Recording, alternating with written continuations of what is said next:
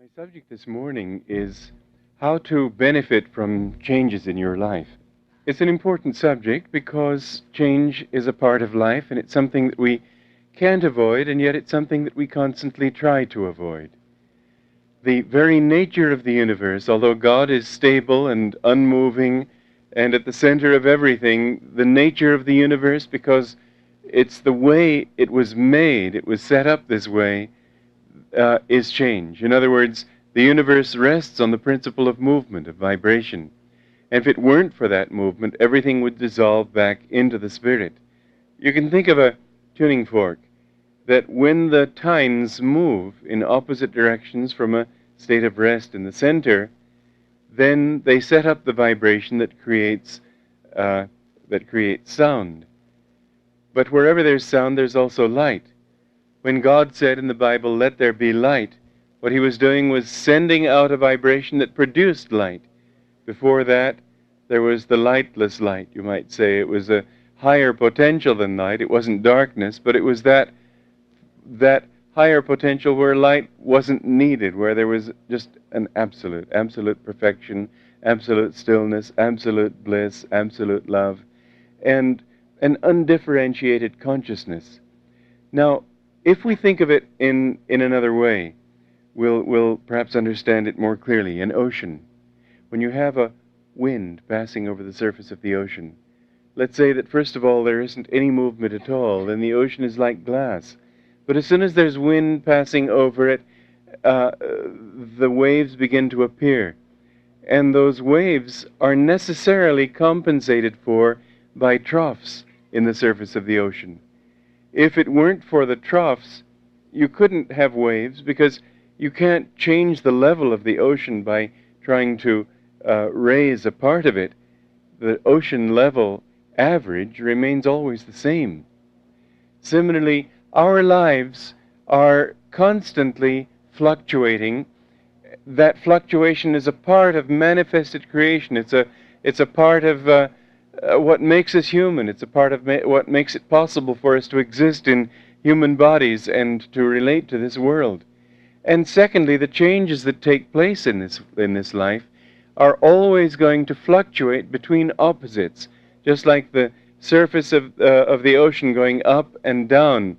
Similarly, all things in creation they have their polar opposites. They're balanced out by those polar opposites, and without those polar opposites, they couldn't exist. Everything would merge back into the one state, which is spirit.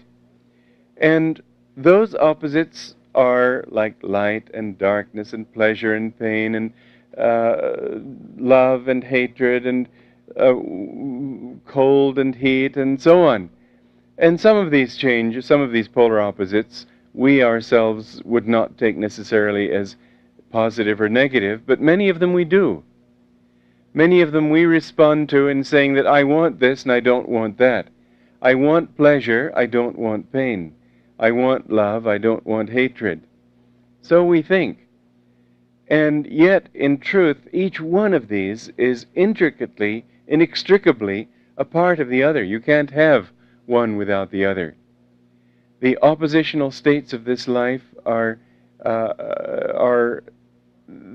like hate and love. They're as long as that love is expressed outwardly, it's not all that different from hate. It's merely a slightly different manifestation.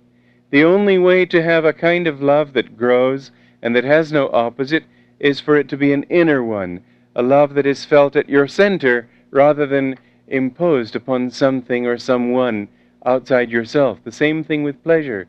If you can take pleasure inside and feel the joy of your soul, there isn't an opposite to that kind of joy. But as long as the joy is outward, then it will always be fluctuating. You can't change that fact, because it's the way that this whole universe can exist in the first place. Now, what this means is that if we can learn from the changes in our lives to remain at rest in our center and not be affected by them, this will be the greatest benefit of all.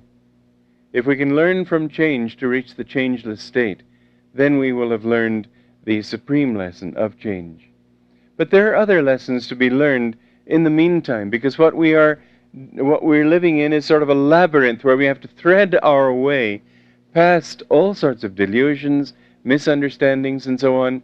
And if we could learn how to benefit from the lessons that life gives us, whether through tragedy or through fulfillment, whether through joy or sorrow, all of these experiences of life have certain things that they can teach us. If we can learn how to thread our way through those to even human wisdom, that human wisdom ultimately will bring us to the point where we see the same truth. In the final analysis, still, the real lesson to be learned is to be at rest within ourselves. The conditions of this world, as Yogananda put it, are always neutral. There isn't anything that's positive or negative in itself, that is to say, that's good or bad in itself. There will be light and darkness, yes. We can call those positive and negative. But if we use those words, positive and negative, to refer to whether they're good or bad for us, then we have to say that there isn't anything in this world that is in itself either good or bad. It depends on how you take it. I can look back over my life and see the tragedies, the difficulties, and I have to say that I gained a great deal more from many of those, perhaps from all of them, than I did from many of the joyful experiences. Then which was good for me? Surely that which taught me, and therefore maybe I wouldn't say court sorrow, because then you wouldn't be learning your lesson. If you suffer under sorrow, you're not learning. But if you can take sorrow and not be sorrowful. I was singing some of these songs that you heard earlier, songs of divine joy, I've called them, and when I wrote them first, I was singing them in many different places, and sometimes people would say, well, you can afford to sing such happy songs, you haven't suffered. My answer to that was, it's because I've suffered and learnt the lesson of it that I have a right to sing these songs. People who just get up there and sing in a sentimentally sort of slushy way, you don't feel it. But when there is conquest, when you have gone through it and learned to come out on top and realize that in spite of it, you can and you shall be joyful, then you not only have a right to sing, but people feel that right.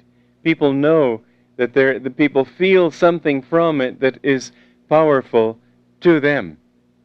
Now we want to benefit from change in this way. The first and most important thing to remember in this world is that you can't live without change. It's not possible because life is change. The only way to cease changing is to die. And of course that's another kind of change, but in this world, if you have a body that's dead, at least it can't move itself. And indeed, people who try, for example, to fix their religious beliefs in form of dogma have to kill those beliefs to dogmatize them. People who have to fix their understanding of life and want to keep it in just this way and not allow anything to move, they have to kill themselves in some way. They get like something that Jyotish told me years ago, that they made a survey of people in he was working in the welfare department, and they went to a lot of poor apartments and so on. And they asked many of the women that they talked to what their happiest moment was in their lives. And an amazing and sort of pathetic majority, or pathetically high number of them answered their happiest moment was the high school prom. Here they are in their 40s and 50s still looking back to that high school prom when he gave me an orchid, and living in the past, living in some little fixed moment, living in some fixed idea of what it should be all about and why did it have to change. And indeed, it will change day after day. It's going to change in many ways. But the second thing after we understand that life is change is to recognize that it's not always going to be a change for what we would call the better.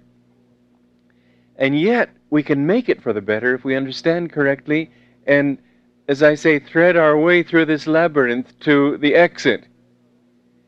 it won't be for the better if you take it in the short term. You'll invest money in the stock market, and then you'll lose money in the stock market. And I think of all the excitement and the feeling that I've finally broken through. I read about somebody who won $150,000 at Reno in the slot machines or something, and I couldn't help, first of all, thinking how much had she lost in order to win that 150. But the second thing was, how much would she lose again having won it once? Thinking that now I've got it made and I'll be able to keep on. Very few people stop while they're ahead. But the truth of it is that it's always going to fluctuate. You'll have sunshine, you'll have rain. And if it were otherwise, you'd die of boredom. People don't want it always to be the same. They tell themselves they do. They weep because it isn't.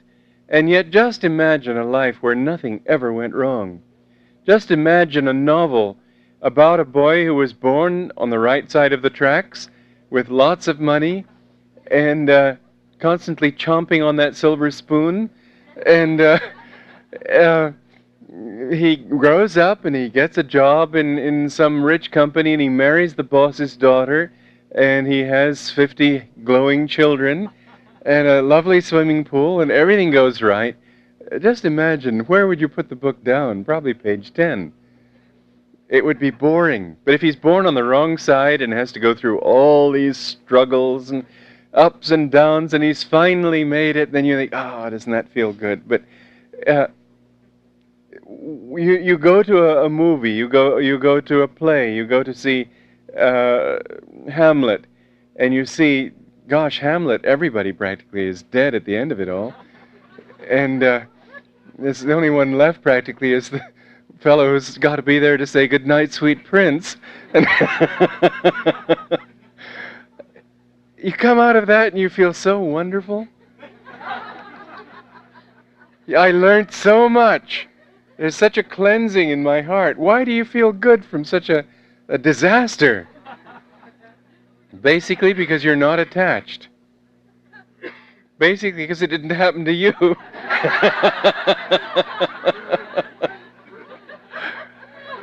What we've got to do is have that degree of detachment from our own lives that will enable us to say what a good movie that was. What a good show. I love the story of Ananda when she was sitting at a place about 300 miles away from their headquarters in Benares. And it was around midnight, and suddenly she started laughing and laughing, and they said, "What is it, Mother?" And she said, "Oh, that headquarters of yours has just gone into the Ganges."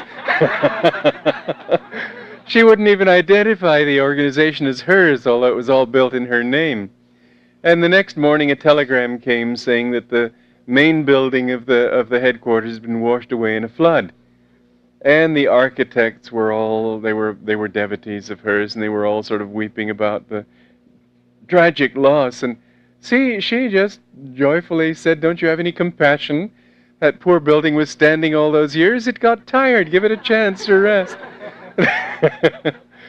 But this kind of non-attachment was a wonderful lesson to them. I don't know if they took it or not, but it's the lesson that awaits us all. If we would learn to first adapt to change, first accept that life is change, that there's no other, there's nothing else that you can expect of life than change. They say death and taxes are the only certainties. Change is just as certain. And the second thing is that those changes are not always going to be in a single direction. There's no way that they can be in a single direction because they've got to constantly fluctuate back and forth from that single center of reality. And the center of it all, at the center of everything, is that core of reality. And everything will be a movement away from that reality, but always coming back to it. And so, like a pendulum swinging, it will pass that middle point and go on. What happens with people is that as they realize that on this side is pleasure, on that side is pain, it's like a swing. They want to go further this side, so they pull the rope to go further that way, and of course it's inevitable then that they swing farther in the other way. People who are trying to get away from the negative side, people who try to get away from change in either of these two ways. One, by going toward pleasure and thinking that now I'm going toward the positive and accentuating the positive and everything's going to be just great. They cannot escape the opposite. It's just not possible. It's the law of life, and you can't change that law. And the second thing, those people who try to make change, to keep anything from changing, all they do is make it brittle, so that when the change takes place, it's greater. They say that about the San Andreas fault, that in a way it's almost worse that it hasn't moved. Now they say, well, there have been little movements, and that may be doing it. But anyway, the principle is there, that if for many, many years you don't have an earthquake in an area where the ground is gradually moving in opposite directions, if you look at the San Andreas Fault from the air, you can see places where it's moved by a long distance on one side of the fault from the other, because the earth is moving in opposite directions at that place. And if for a long time the crust of the earth doesn't move and you don't get an earthquake, that means that the tensions are just building up to the point where when it does take place, it'll be that much worse. So it is in our lives that if we think to avoid both kinds of change and just try to make everything absolutely fixed and firm, then when the changes come, we have become brittle and they're likely to break us. We see many broken lives because of that, because they're so attached to the status quo, so attached to what it is that they have fixed around themselves in the way of possessions, in the way of experiences, in the way of habits, and so on. When we can learn that change is life, when we can learn to grow with change, it would be good even to convince yourself to enjoy change. It would be good to say that it would be good to disrupt your life periodically just in order to remain flexible. Shift your furniture around, move somewhere, do something different. It's something that Americans are good at, and it's a virtue. It can become too much of a good thing if it leads toward just wanting change all the time. And some Americans have that kind of consciousness too. But basically the ability to go with change, to be attached to it to some extent, can be helpful. More than that, however, we must realize that we never change inside, that there is a core of reality within ourselves that remains constant. If you can learn from change to realize that this is you, that the world moves around you, but you don't move, then you will be able to be always at home wherever you go. Most people's reality, unfortunately, is outside themselves. They become addicted to a thing, to a place, even to change itself. There isn't a great gain if your addiction is to change and you think to beat the system by going with the change, because always you will find that if your center is not here, you become drained, and you become drained of your ability to relate meaningfully to whatever goes on in your life. We must then understand who we really are. Try to get centered in yourself. Try to become, through your meditations, through non-attachment, try to reach the point where whatever changes take place, you see that it's all basically just patterns of light and shade going on in your life. This world is a dream. There isn't anything real about it. It seems real because it's consistent. You go to sleep at night and you have a different dream every night. You wake up in the morning and you wake up to the same dream. And so for a few years it seems consistent, but when you leave this body, suddenly you see it wasn't the way it looked. Everything that you have is not really yours. Everything that you are isn't really you except your own inner nature. There's something unreal about it that makes it that three people seeing the same thing will see different things in it and report it as if it were something totally different. We see it through the veil of our own understanding. The apparent reality of this world is altogether different from what it seems. The chair that you're sitting on isn't solid, it's really energy. the body that you have seems to be so fixed, and yet it's only a holding pattern of energy where you take food into your body through eating, through inhaling, and through the sunlight, the energy that you get in the sunlight and so on, and those things that you take into the body through some control system go out to form nails and hair and eyes and flesh and so on. A very interesting thing that I heard recently was that they've discovered that if there has to be in childhood, let's say, a skin graft from the abdominal area onto the arm, maybe because the arm has been very badly burned. And later in life, you start to put on weight in the stomach area. The part where the skin is on the arm that came from the abdomen will put on weight too. Those cells have been programmed to be stomach cells, and they don't know that they're on your arm now and aren't supposed to behave that way. Very peculiar. But here these cells go, and the same food particles are programmed to go out and behave in certain ways for a while, and then they get sloughed off and others come in, but the body changes to a vast extent constantly through your life. And yet the body remains essentially the same body. It's a holding pattern of energy. It isn't your body at all. It's what's staying there for a while before it moves on and something else comes in to take its place. It's like an organization which continues even though the entire personnel of the organization may change. The organization then isn't the people, it may not be the buildings, it's some sort of abstract entity. You are an abstract entity, if you can handle that one. And what you must realize is that your reality is something altogether different from this which seems to be relating to other things and other people and enjoying the feeling of ice cream and the lovely cool feeling of the water when you swim it and the warmth of the sun when you bathe in it and so on. All of these things are really only dreams. They aren't what they appear to be. This world is a very different reality from that which it seems when we get hooked on a particular body and its particular expressions. It's a part of the lesson of life to teach us to withdraw mentally from this in order to become centered in the reality of it, to become centered in who we really are. You don't really own anybody. You don't really own anything. And the pains and so on that go on in this world they too are really just dreams. The pleasures and the pains both. The lesson of life is to understand that it isn't just a negative thing, that we aren't this. It isn't just sort of an abstraction that we are something altogether different, but we can't figure out what. It's something very much more real than these things. And this is perhaps the most important lesson to learn in this whole process of change.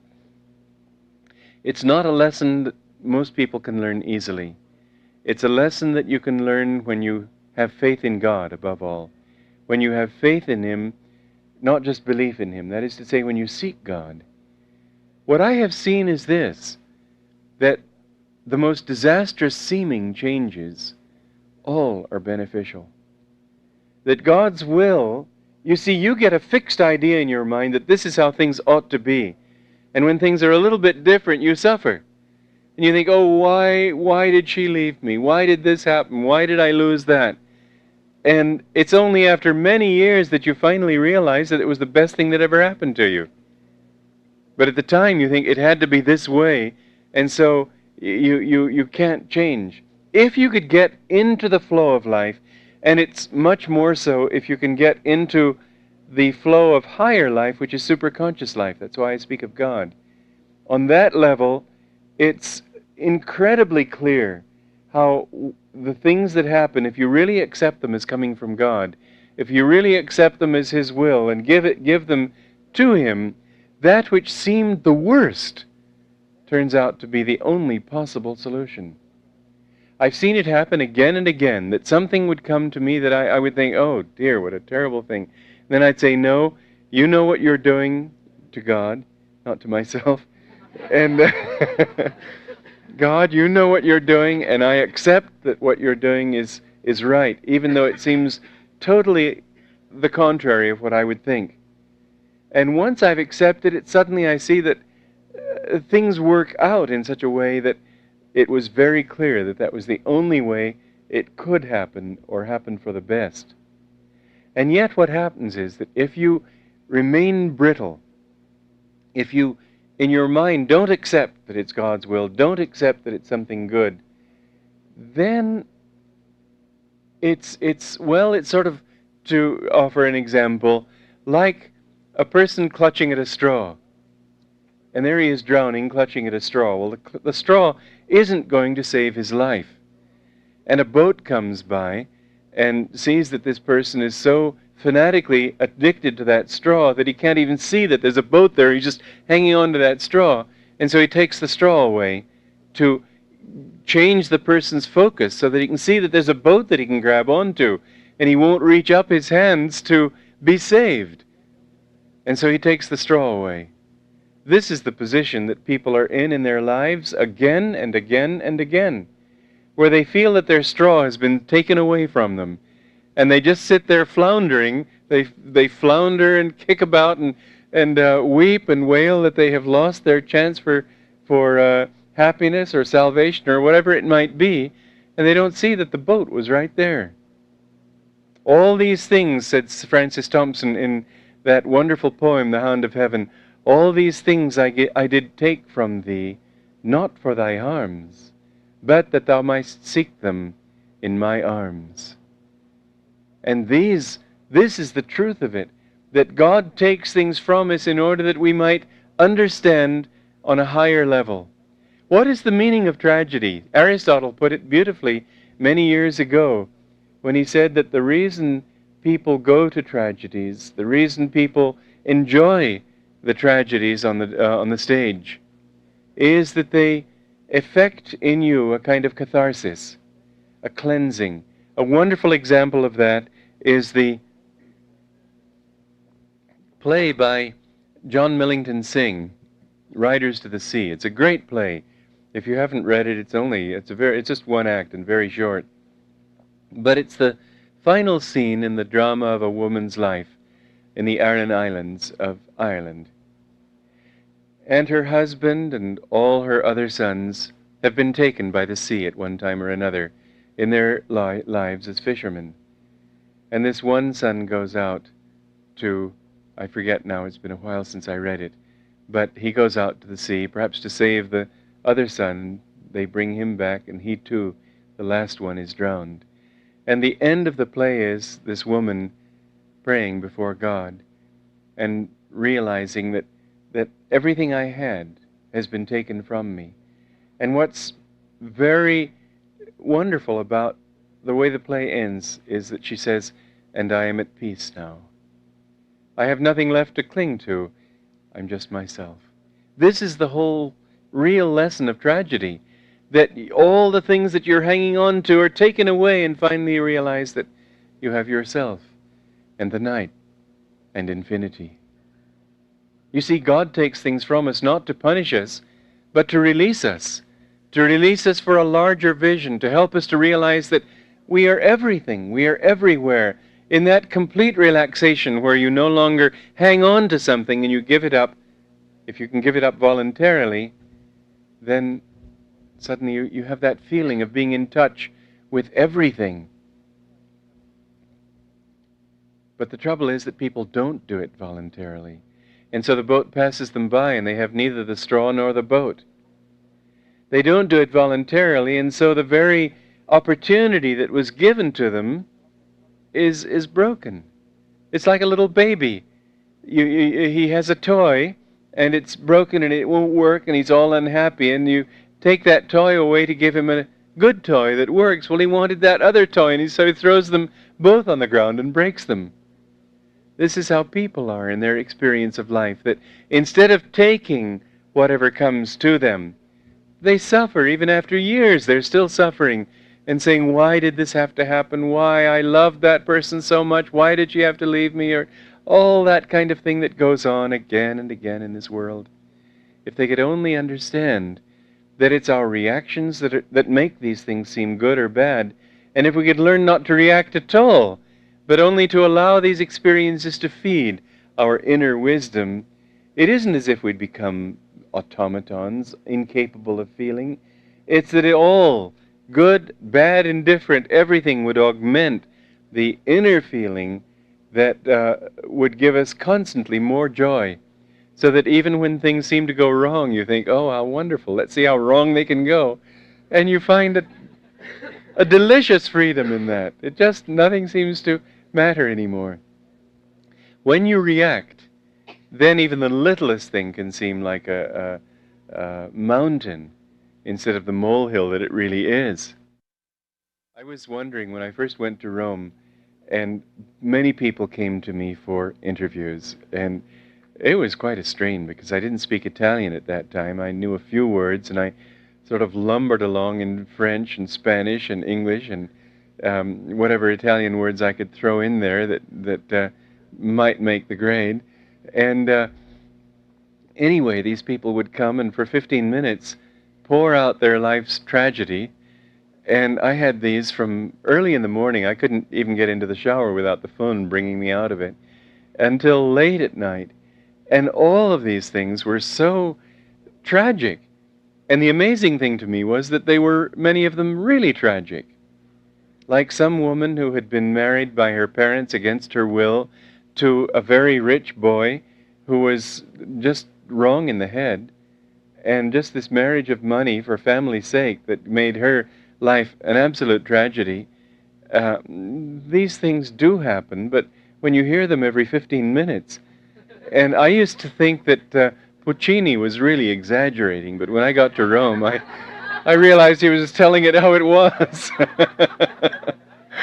And so I realized that what was wrong, this was one time we went up to Florence, and this one lady came down to breakfast in the morning, and I said, how did you sleep? I didn't sleep well. I don't know why I didn't sleep well, but I didn't sleep well. Why don't people sleep well when they don't sleep well? And and I wasn't really quite prepared for a tragedy before my coffee, but there it was. You make a huge thing out of nothing, and then you get yourself into a mindset where you're generating a kind of magnetism that attracts huge things from you. It's as if you're saying that life is full of huge things, and so life says, well, gee, if you want huge things, okay, here they are. And so what you expect from life is what you get. And indeed, I've seen tragedies there that I've never seen anywhere else. But if you could learn that conditions are neutral, that whatever takes place in this world, let it be. It will go on anyway. You can't make this world perfect. You can make yourself perfect. You can make yourself perfect in the way that you respond to things. Try to find something positive to say about or to find in anything that occurs to you. Or at least don't be ruffled. Don't let it get your goat.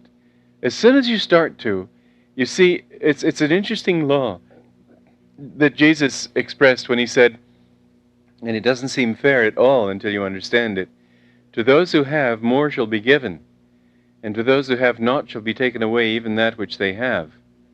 Seems like a terribly unfair law, until you realize that what he's talking about is magnetism. That when you've generated a particular kind of magnetism, you attract to yourself more and more and more of that, or set into motion a certain kind of habit, and you develop more and more of that particular habit. You set into motion the opposite kind, and you have less and less. There's failure magnetism as well as success magnetism. People who live in the thought of poverty will always have poverty. That's why I've thought that it's very bad karma for a person to beg. Because what it does is constantly say that I don't have anything and please help me out. And that constant emphasis in your mind, I don't have anything, will generate a kind of magnetism where you won't have anything at all. Whatever kind of magnetism you put out, that's what you will begin to attract. So, if the changes of this life get to you, and you react in a negative way to them, and I shouldn't even say react in a negative way, because reacting in a positive way ends up being the same thing, that two being so inextricably tied together. But when you allow yourself to react outwardly instead of remaining calm and at peace within yourself, you can react. I used to see Yogananda react, but it wasn't an outward kind of reaction. It was always something that fed his inner consciousness. I looked into his eyes and I saw that they were just untouched. And yet here he was seeming to be all enthusiastic, but his enthusiasm was for something different. It was for the joy within and the wonderful ways that that divine joy could find to manifest itself in the world. You see, it doesn't reduce you to being an automaton. It's an altogether untrue impression that people form of spiritual consciousness, that you become incapable of relating to this world in a human way. Masters are human, but they're human in a divine sense rather than in an animalistic sense. The typical attitude of Jesus would be somebody who had absolutely no sense of humor, was incapable of playing games on people and giving anybody a hot foot. Can you imagine Jesus giving anybody a hot foot? Unthinkable. And yet, Yogananda one time, and I told the story in the path, one time he saw Dr. Lewis lying in bed snoring away, and so to play, no, Dr. Lewis saw him. I got this one wrong, didn't I? Anyway, Yogananda used to play tricks too. There was one time where the children in the school were all meditating in a row, and I guess he could see that they weren't meditating deeply, and he felt playful. So anyway, they were sitting there meditating, quotes, and suddenly one of them felt something hit him from behind, a little something or other, and somebody else felt it, and finally they realized that Master was there with a little blow gun blowing paper pellets at them. It's similar to the hot foot idea, and there's no reason why Jesus shouldn't have been that way too. All the masters that I've known have a playful side. All the masters that I've known have a delightful sense of humor. They're human, and they're wonderful to be with. And it's not as if you had to think to yourself that I mustn't react, and therefore if somebody cracks a joke, I just sort of, how about that? Look at Humphrey Bogart, and you get the typical American attitude of how you should be if you want to be above it all. Sort of talking out of the side of your voice, and here these poor mortals are all just suffering and dying like flies, and, well, it's a hard life. Masters can weep for you. They weep. Jesus wept for Jerusalem because he saw how again and again God had tried to save the Jews, and they had just turned away and wanted to live with law and not with grace. And again you find their ability to feel people as they are, but they don't react in a personal way. It's sort of like with little children.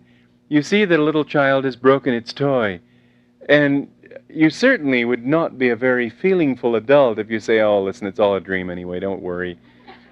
Quit your belly aching. You don't talk like that to children because you know that they couldn't understand. And you say, oh, there, poor dear, it's too bad, but come on, I'll get you a nicer one. And so you react in a real way that the child can relate to and feel good about and finally come out of its particular slump. Well, that's what the masters try to do with us. Indeed, they could be completely above it and just not be touched by anything. Sort of like a story of Ramakrishna, that one time he cut his arm somewhere, and he was crying with the pain of it. And the disciples were dressing it, and there was a very rich patron who was about to enter the room, and the disciples tried to keep this person out. They didn't want this rich person to think that their master was such a slave to physical sensations that he would cry because of them. But Ramakrishna was just being natural. I mean, if he wanted to allow the feeling of it to enter his mind, he'd feel the pain. But there was another time when he was dancing in ecstasy, and he fell against a brazier, sorry.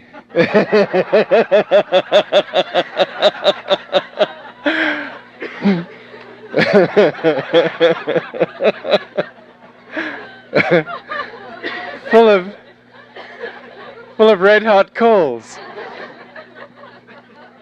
And the disciples were, all right, have your laugh. What time is it getting to be anyway?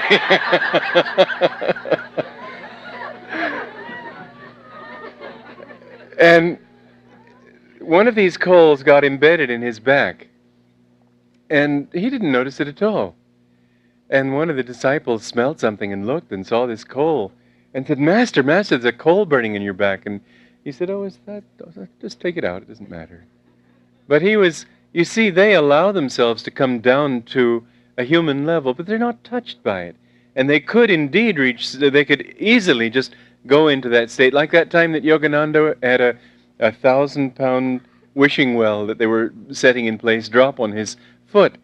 And the pain, it swelled up immediately, and the pain was very great. And he said, look, I'll show you the difference. If I keep my mind down to the body level, you could see that it took willpower to control his features. He said, now I'll put my mind here. Suddenly, his face was at peace. He didn't feel anything. You can try this. I've noticed this in the dentist's office. It's been sort of an interesting experience for me. I always figure, first of all, that a little pain never hurt anyone. And I don't like to take Novocaine, so I try to practice mental control. And it's very easy. What you do is simply sit there and do Hong Saw or compose music or think about something else, and there the dentist's drilling away and your mind's on something else, but you're not thinking about it. Or if you find that it's too bad, then think about it completely. And so by just being completely focused on the pain, you find that then suddenly it just disappears. It's like looking at a wall. Have you ever tried that? You look at patterns, wallpaper on a wall, and you stare at it long enough and suddenly you don't see it anymore.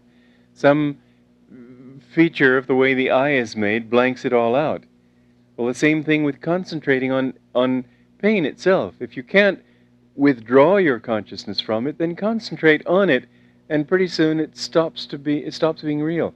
I had this experience 2 nights ago. We had the Holy Land slideshow, and I put so much of myself into it and so much work, and I just pushed myself to the point of exhaustion. And I believe it's a wonderful thing, but I must admit that looking at it that night, after having worked so hard to get it together again and improve it, I was looking at it thinking, how can anybody like this stuff? Staring at it long enough and it sort of vanishes and you can't really quite relate to it.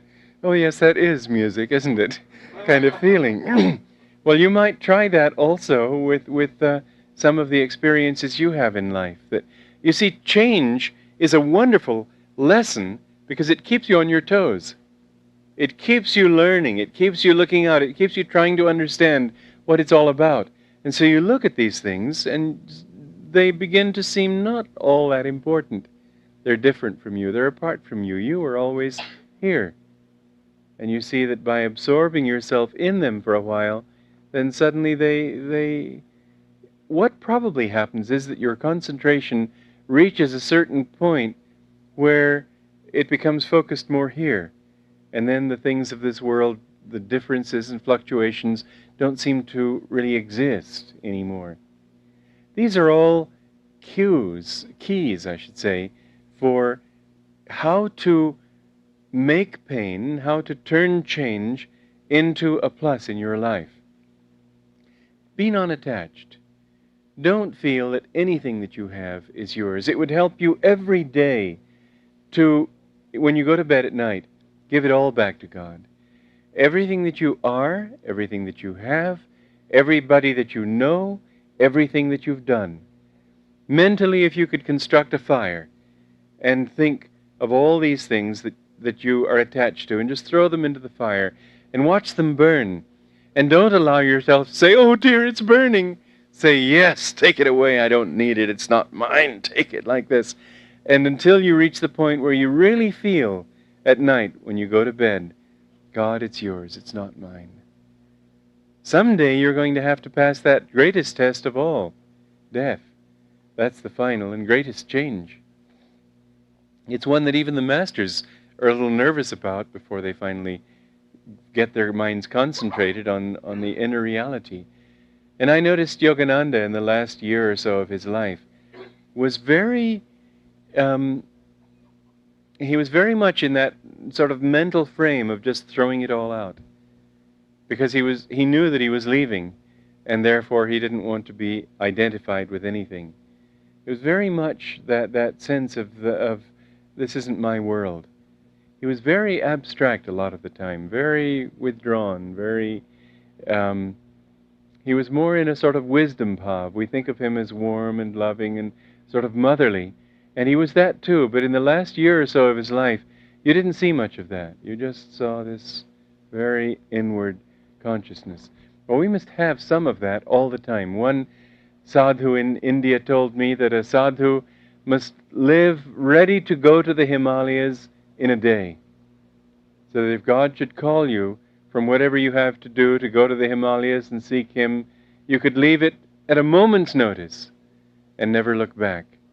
We must have this kind of thought. Maybe preparing for this talk today, I had a strange dream the other night where I dreamed that I left everything and went off to another country and was living in some very poor apartment and feeling perfectly happy, and Jyotish and a group came over and pleaded with me to come back. But we have to constantly tell ourselves that nothing that we are, nothing that we have is really ours. And I feel that way about everything that I have and everything that I've done, that it's not mine. Ananda has been started. I don't allow myself to think, yes, I did it. If God should look down and say, who did that mess? And I say, oh, I know. Give Him not only the credit, but also the blame, if you will, for the things that you do wrong. He likes that, Yogananda said. He likes for us to make Him responsible for everything, so that if you make a mistake, then don't say, well, I made the mistake.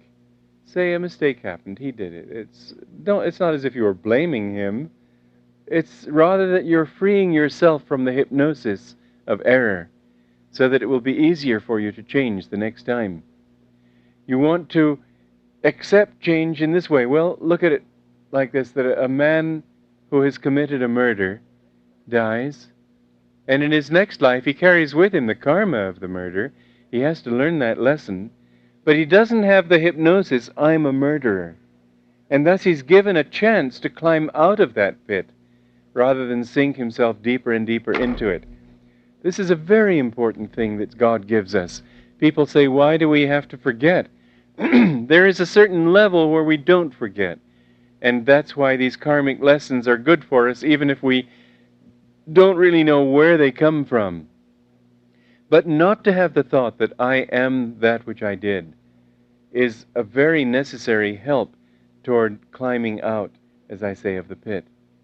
What you've done in this life, just say, well, it happened, but I can start. As Sri Yukteswar said, forget the past. The past lives of all men are dark with many shames, but everything in future will improve if you make the right spiritual effort now. And thus it is that we must live in that thought that every moment is the beginning of our life, that every moment is our chance to start building anew, our chance to make the best of any further opportunities that come to us. And remember, another thing is, first of all, that if things are going well, they won't stay well, they won't last in that way, and don't become too attached to that. But also if things go badly, they can't continue to go badly. There will come a point where they will turn around and start to get well. A further and interesting thought on that is that if, or rather perhaps I should say the sooner, that you can really accept whatever comes to you in a positive and relaxed way, the sooner they will turn around and become better. It's as if with that attitude you suddenly draw goodness out of what looks like disaster and despair. I've noticed this again and again, that things start to close in on me, and I allow my mind to get negative about them and worry, and what shall we do about this, and what shall we do about that? And then I meditate, and I feel God's joy, and I realize, God, you're doing it all. It's your problem, your show. And so I just joyfully relax about it. And it's as if God Himself just smiled and said, now you've learned. And so He takes the whole thing away, and everything becomes beautiful again. It's like that test that Yogananda was giving a woman who was very sort of too egotistical, too proud. And every time he saw her, he scolded her. And very often, unfairly. In fact, he made it a point of it, scolding her for bad reasons as well as good reasons. And she got very upset and burst into tears every time. And why is he so unfair? And he knows I'm not like this. And he doesn't talk to others who are like that. And why does he talk to me? And all this. Finally, she decided that, well, it was happening. She might as well accept it. And maybe there was a good reason for it. And whatever it was, she became calm. And he was in the midst of a tirade when he saw that she was just quietly taking it and not reacting at all. And he stopped in the midst of this tirade and smiled. And he said, you're learning. He said, I was trying to make you more docile. And he never scolded her again, at least not in that way and not for those reasons. So it is that I've seen that God very often seems to be dishing out some hard lesson. But the moment that a person relaxes and says, oh God, this is fine, whatever you want, I feel good about it. And the moment you do that, suddenly everything turns, and what looked like a disaster threatening suddenly became a blessing. That in fact, it's sort of like the story that I had when I first got that harmonium. It was a harmonium that I'd wanted for several years. And I discovered, because in those days they didn't import harmoniums, we didn't know how to do it. It was a very different scene then. We didn't know whom to write to get harmoniums or anything. It was a much bigger project than it is today. And I found an Indian in Hollywood who owned a harmonium who wanted to sell it. And so I bought this harmonium, and I was so thrilled. It was $25, which doesn't seem like much money now, but it was a lot then, and it's a lot for somebody whose allowance is $15 a month, which mine was. And I was so thrilled to get this thing that we were working at India Center then, at the Hollywood Church, and every 15 minutes I'd stop working and go into the library and play another chant, and it was a desire, a real. And I came back to Mount Washington and saw Master getting into the elevator to go upstairs, and I said, Master, look what I've got. And he looked at it and said, oh, how wonderful, I'm buying it. Well, what he really meant was he was buying it for me, but he didn't say that. And I thought, naturally, that he wanted to buy it from me. And I said, oh, no, sir, I'll give it to you. I'm giving it to you. And so he said, well, I'll take it for a little bit. I'll take it upstairs. So he played it. Then he wanted to give it back to me. All he really wanted to do was buy it for me so that I didn't have to spend a month and 2/3 allowance to get it. And secondly, bless it by playing it for me so that I would always know that my guru had played it. But because of all the noise I made in my own mind of renunciation, I didn't get the point at all. And for 2 days, it was like having lost a wife or something. I I wanted him to have it. I didn't want it. It's not as if I was grieving over that. It was that I was wrestling with this attachment of my own. And I didn't for a moment want to accept it back. Then he tried to give it back to me, and I wouldn't take it. I'd gone through this thing once, and I wasn't going to go through it again. So he said, well, I will buy you another one then. And he bought me one that cost $40. But anyway, and he played that, and I still have the joy of his having given me a harmonium. But you see how with the noise that I made, I prevented a sweet thing from happening. And if he hadn't been even sweeter, it wouldn't have happened at all. But this is how life is with us, and this is how God is, that it looks as if he's taking away our heart's greatest love. It looks as if he's taking away our life's greatest happiness. It looks as if he's shattering us with some terrible deprivation or tragedy even. And those people who make a tragedy out of it, those people who get all upset and weep their hearts out about it, they miss the opportunity that life was trying to give them, which was positive. Basically, positive in two ways. One is that there isn't anything that's only negative or positive. You can draw the opposite out of it so that in the worst experience there's some good that is attached to it, which you can rescue if you'll open your mind to it. And the second thing is that God, if you live for him, God really does answer your prayers. This is something people find hard to believe because they've never tried it. But if you live, and don't pray to Him in such ways as, God, why don't you come to me, and so on, negative ways that push Him away. But just try practicing the consciousness of living with Him, of making Him your partner, of doing things consciously and joyfully in partnership with Him. You will be amazed to see how He does answer, how the littlest things He will give you if you wanted them, how there is a certain pattern that comes into your life, and there are lessons that He sends you that you may learn, where there is a certain amount of randomness in the ordinary life because they're just reaping the fruits of their karma. When you are working in attunement with Him, you will find that you're being directed in ways that are always meaningful. The more you live in Him, the more meaningful and the more constantly meaningful the various experiences that come to you are. So accept change. You've all had hard changes in your lives. And I suppose those are the ones that you need to address yourself to more consciously. It's not that hard to accept a good change. And yet, if you can't accept good changes, so-called good changes, in the same spirit, you won't have the power to accept the bad changes in that spirit. In other words, when you send in a little coupon that promises you $1 million or a trip to the Riviera or whatever it might be, and you actually win, what is the average reaction? You've seen people on TV winning because they answer a few questions right, and they in fact make it a point naturally to get those people who are most likely to respond in a sort of a jumpy way. And so you see them with this wonderful acquisition of a trip to Hawaii or a new house or a new car, and like this, and they're all excited. But those same people, because they allowed themselves to react so emotionally to what they call a good experience, will naturally weep their hearts out when that house that they earned burns down. That was a lovely thing here in Ananda, how when we had that fire, people were able joyfully to go out and start again. Neighbors that we have lost their homes and are still sort of suffering under the shock and burden of it all.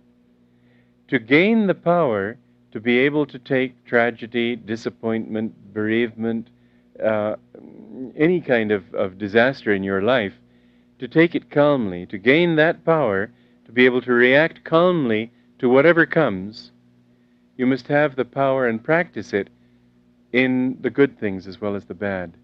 Whatever comes of itself, let it come. Take it inside instead of gripping it outwardly in the fervor of your enthusiasm.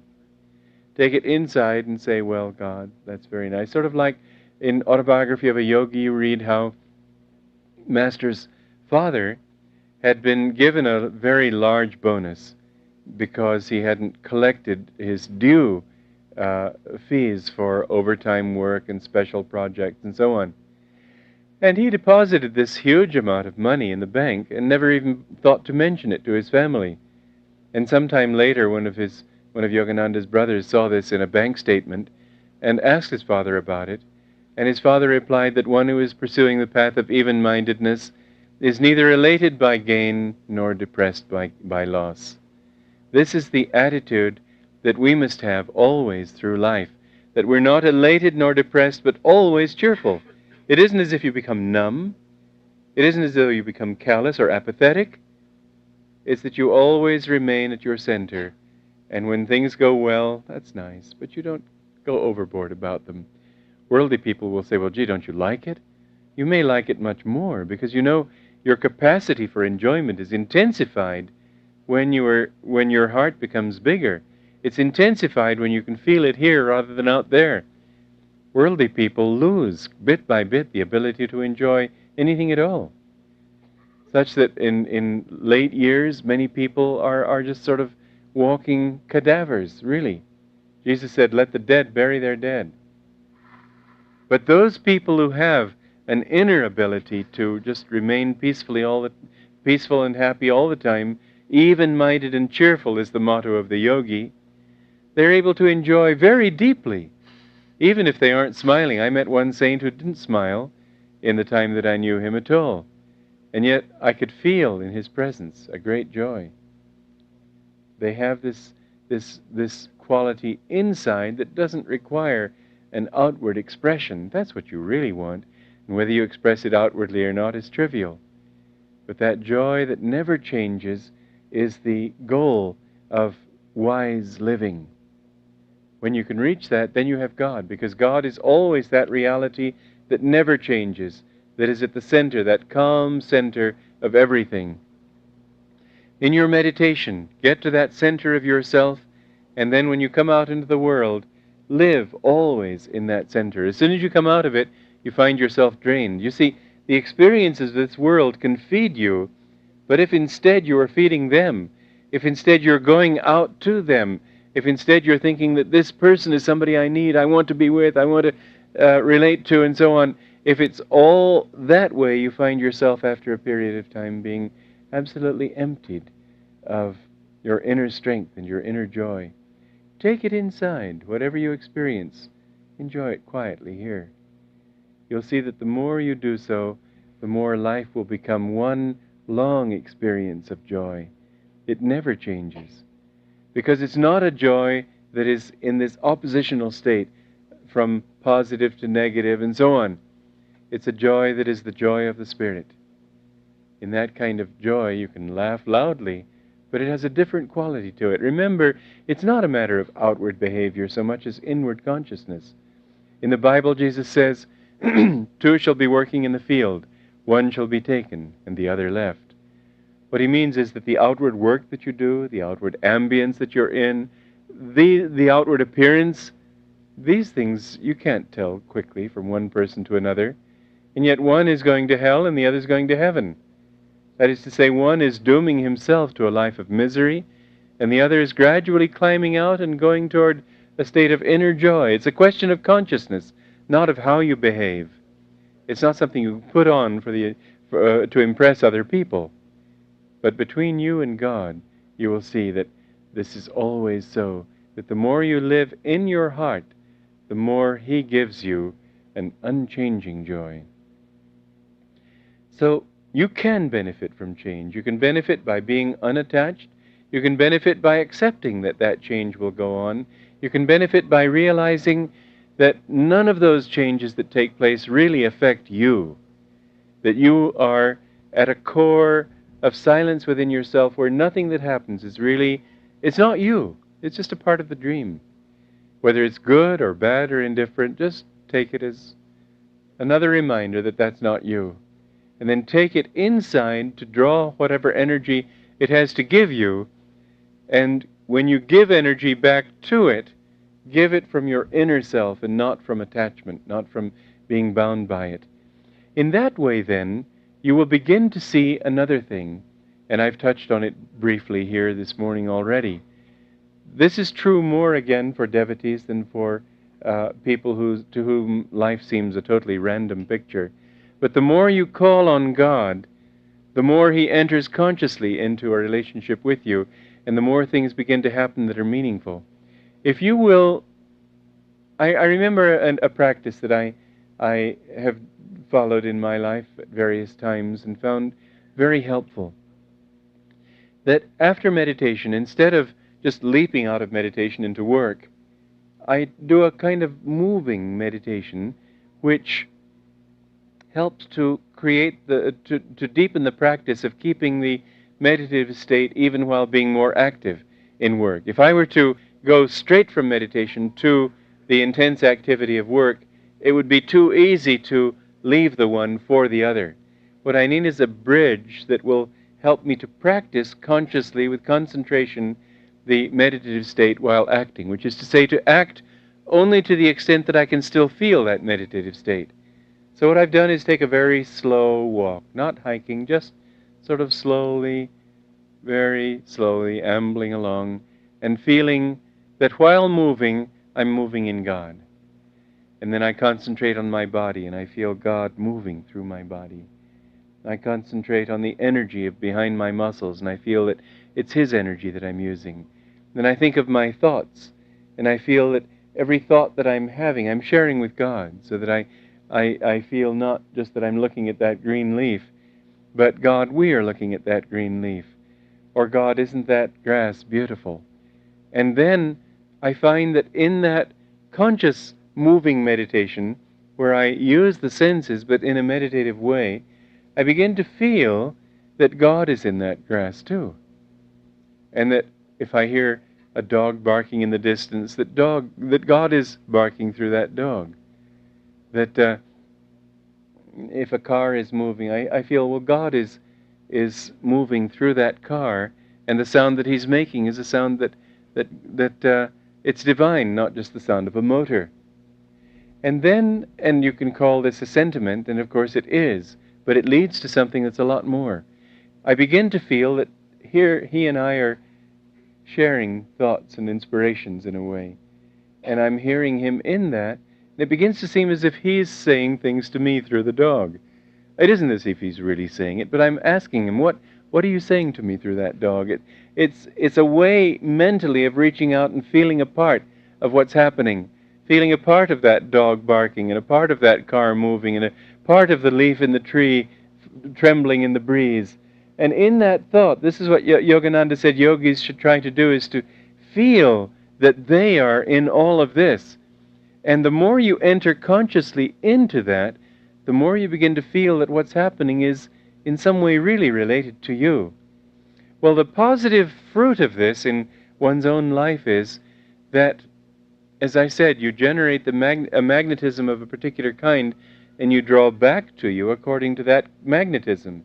So you put out this magnetism of expectation in thinking that all of this is a part of you, all of this has meaning and relates to you, and you begin to find in amazing ways that indeed things start happening in your life that do relate to you, that have meaning, that have a direction, that teach you lessons that you need to know. That I remember a case a few years ago of some lady who came to talk to me. She wanted an interview, and she was sort of a foolish person, and my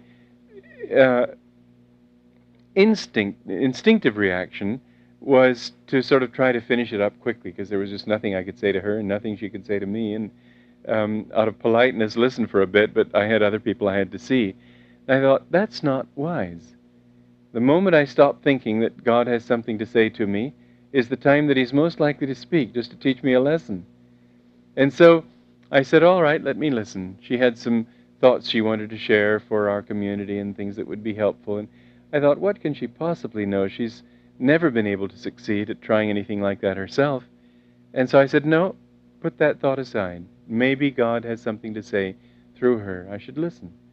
And I found that indeed she gave me good advice. I haven't been able to follow the advice, but it's good advice. The things that if you really are listening, then God will be more likely to teach you than if you stop listening. An intriguing story that a lady told me in India years ago was that she took initiation from Swami Shivananda. He told her to get up at 4 o'clock every morning.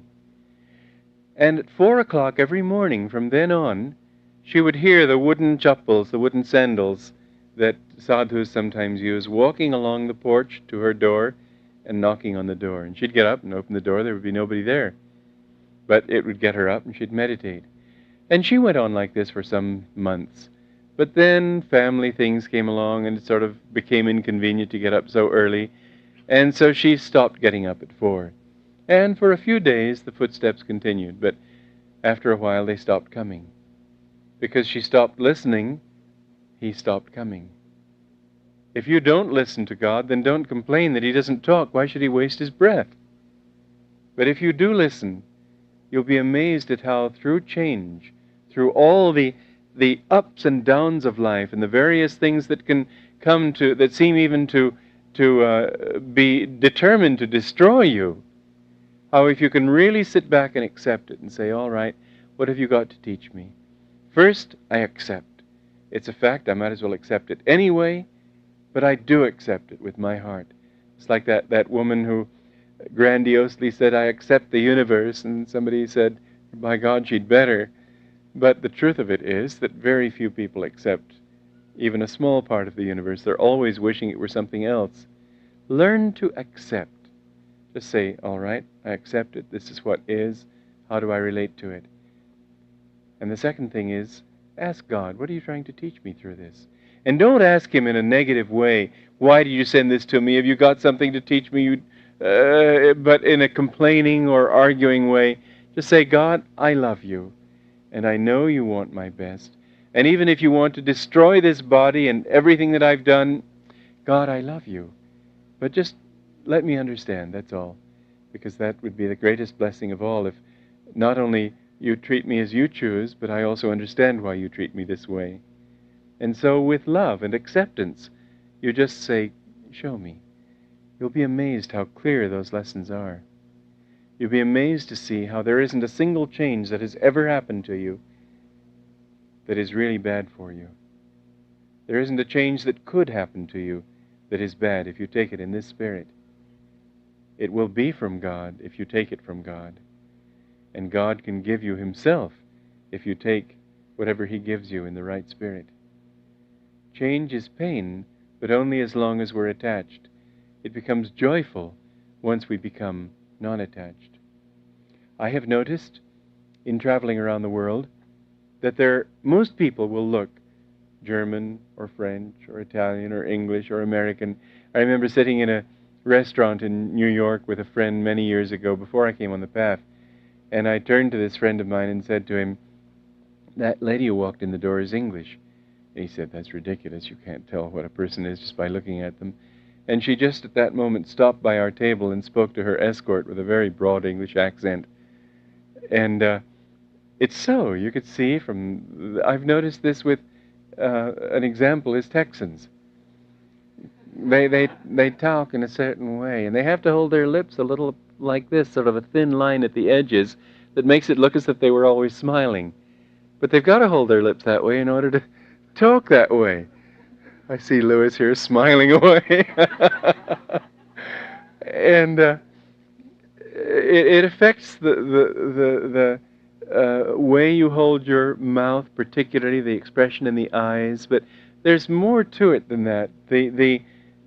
You pick up wherever it is that you've been, and you adapt their mannerisms and adapt their way of thinking and so on.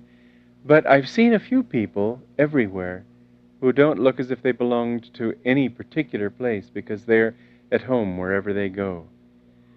They don't merely reflect their environment, they become a cause rather than an effect. They're always centered in themselves wherever they are, they're at home. And so they can be in different countries and express their ways and express their mannerisms. And so they become like reflections of wherever they go, but they're always just centered right here. This is how we really want to be. That whatever happens, don't let it affect you to the point that I've always sort of resented a little bit going into a shopping center and hearing the music with a particular rhythm and finding the hypnotic effect, the impulse to walk in rhythm with that music. And I always have something against being made by anyone else to act in a certain way automatically, and so I make a deliberate effort not to walk that rhythm. I don't know if this is a wholesome reaction in itself, but I think that to not allow other people to dictate the way you think and feel, not to think differently on principle, because that's slavery too, but just whatever they say and however they feel, take it inside and think it over, and then if you decide that, yes, you'll do it this way because it's right, you do it from inside yourself, and you may go along with the crowd, but you've done it because that's how you felt, rather than because they felt this way, or rather than not do it just because they felt this way. In either case, you'd just be the subject to reaction. Be centered, be non-attached, live in the moment, not for the moment, but in the moment. Not attached to the moment, but always know that wherever you are, that's where your home is. Carry your ashram with you wherever you go, and you'll always be in God.